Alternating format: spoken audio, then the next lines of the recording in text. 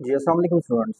अच्छा, आज मैं रिसर्च के हवाले से चंद चीज़ें डिस्कस करूँगा, जो कि रिसर्च के हवाले say that is very much important. उसके बगैर जो रिसर्च है वो बड़ी मुश्किल हो जाएगी। तो पहली चीज़ जो मैं डिस्कस करने लगा हूँ वो है इंडेक्सिंग।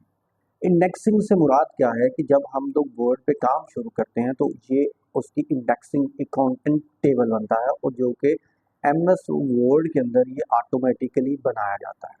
अब जैसे मैंने यहाँ पे क्लिक किया है तो ये मेरे पास टेबल ऑफ द कंटेंट आ गया और इसके अंदर ये जो नंबर्स हैं ये ऑटोमेटिकली आ गए हैं। इसको हम लोग ऑटोमेटिकली ऐड होते हैं।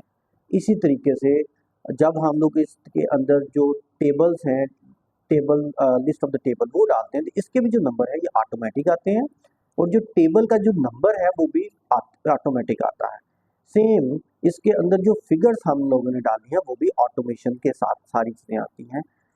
तो एक तो ये चीज़ है इंडेक्सिंग है। अब इसको अगर हमने चेक करना हो तो ये देखिए, हम लोग यहाँ पे जिस भी जगह पे ये हमारा टेबल ऑफ कंटेंट जो है ये बन चुका है और टेबल ऑफ कंटेंट में हमारे पास जो जो चीज़ें हैं हम इसको क्लिक करेंगे, हम उसके स्पेसिफिक जो नंबर है उसकी जगह पे पहुंच जाएंगे, उस पेज के ऊपर पहुंच जाएंगे। इससे हमारा जो काम है वो काफ़ी ज़्यादा आसान हो जाएगा। ठीक है, और इसको ये करना कैसे है? इसके लिए आसान तरीन ये है कि आप यूट्यूब के ऊपर जाएं। जैसे मैं यहाँ पे गया हूँ तो मैं यहाँ पे लिखता हूँ यूट्यूब। तो यूट्यूब में जब मैं यहाँ पे जाऊँगा तो यहाँ पे लिखूँगा मैं how to add indexing in MS Word. तो ये मेरे पास यहाँ पे आ गए। तो यहाँ पे मेरे पास ये how to make table of content in the word in MS Word, same how to create index in MS Word. तो यहाँ से आप आसानी से वीडियो देखेंगे और आप इस इंडेक्सिंग के ऊपर काम कर लेंगे तो आपका ये इंडेक्स बनना शुरू हो जाएगा।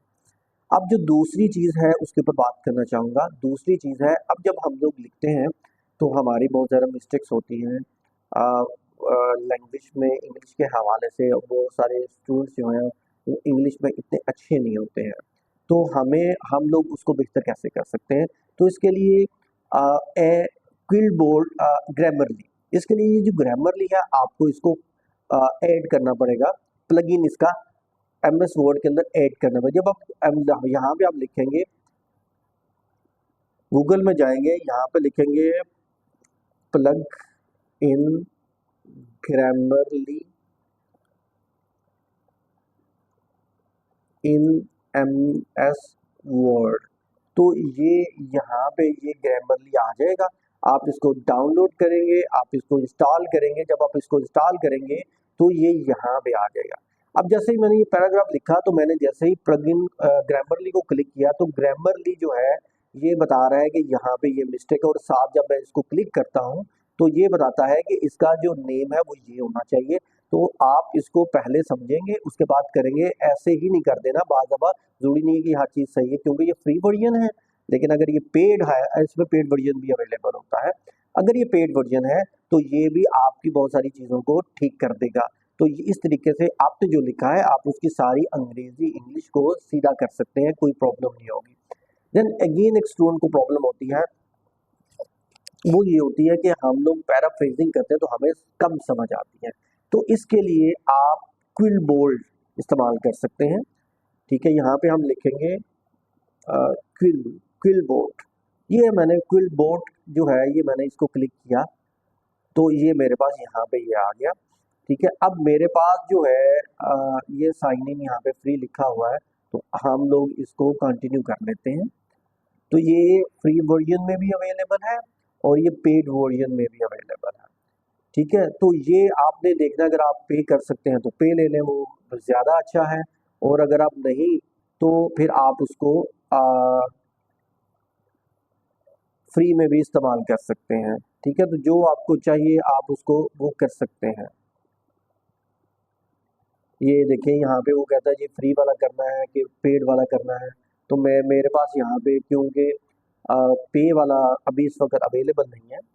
ठीक है, तो अगर वो प्ले वाला अवेलेबल होगा तो फिर उसमें जाऊँगा।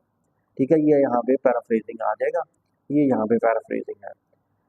क्योंकि मेरे पास जो है वो पेड वर्जन मौजूद है, इसलिए ये कुछ ऑप्शन जो है ये मेरे पास यहाँ पे आ गई हैं। अगर मेरे पास ये ना मौजूद होता तो ये मेरे पास शुरू से 3 से 4 ऑप्शन होती, ये वाली ऑप्शन है ये अवेलेबल ना होती हैं।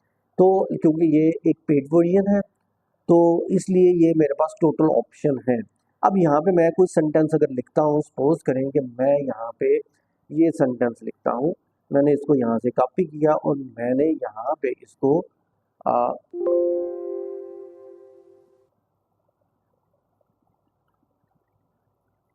मैंने यहाँ पे इसको ये पेस्ट किया। अब जब मैंने ये पेस्ट किया तो मैं इसको ये कहता हूँ कि ये जो है ना मुझे एकेडमी के हवाले से इसको ये बेहतरीन बना दे। तो उसने कहा जी लीडर ये देखिए उसने इसको चेंज कर दिया इस लैंग्वेज में, ठीक है।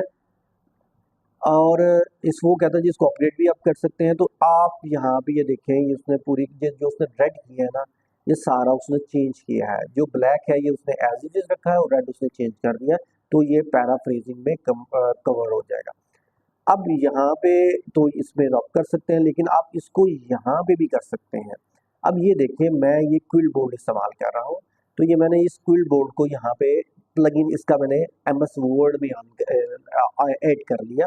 अब जैसे ही मैंने इसको प्लगइन को ऑन किया तो ये राइट साइड के ऊपर ये पैराफ्रेजिंग की ऑप्शन यहाँ पे अवेलेबल होगी। अब यहाँ पे वो ये कहता है जी ग्रामरली है, ये ऑल है, रिकमेंडेशंस है। तो यहाँ पे भी जो है ना वो आपको बता देगा कि कहाँ कहाँ पे किस किस तरह की प्रॉब्लम्स हैं। ये देखिए मैंने इसको हाईलाइट किया तो ये यहाँ पे ये शो करना शुरू कर देगा कि इसको वो चेक करना शुरू कर देगा इसमें क्या है क्या नहीं है। तो इस तरीके से वो यहाँ पे अब ये देखें वो कहता है ये पॉलिसीज का जो लफ्ज़ है इसको आप ये एक्सेप्ट करें, इसको रिप्लेस करें। इस तरीके से जो इसके अंदर प्रॉब्लम्स है उसको ये डायग्नोस करना शुरू कर देगा और ये आपको ग्रामरली चेकर और क्विल बोर्ड के ज़रिए आपको ये सारी चीज़ें पैराफ्रेज में ये यहाँ पे ऐड ऑन हो जाएगा। तो आप इसको दोनों तरीक़ों से कर सकते हैं, गूगल के ज़रिए वहाँ पे वेबसाइट के ज़रिए भी कर सकते हैं, या आप इसको अ, यहाँ पे प्लगइन को इंस्टॉल करके तो आप इसको भी कर सकते हैं। मुझे उम्मीद है कि आपको मेरी ये वीडियो की समझ आ चुकी है। Thank you very much.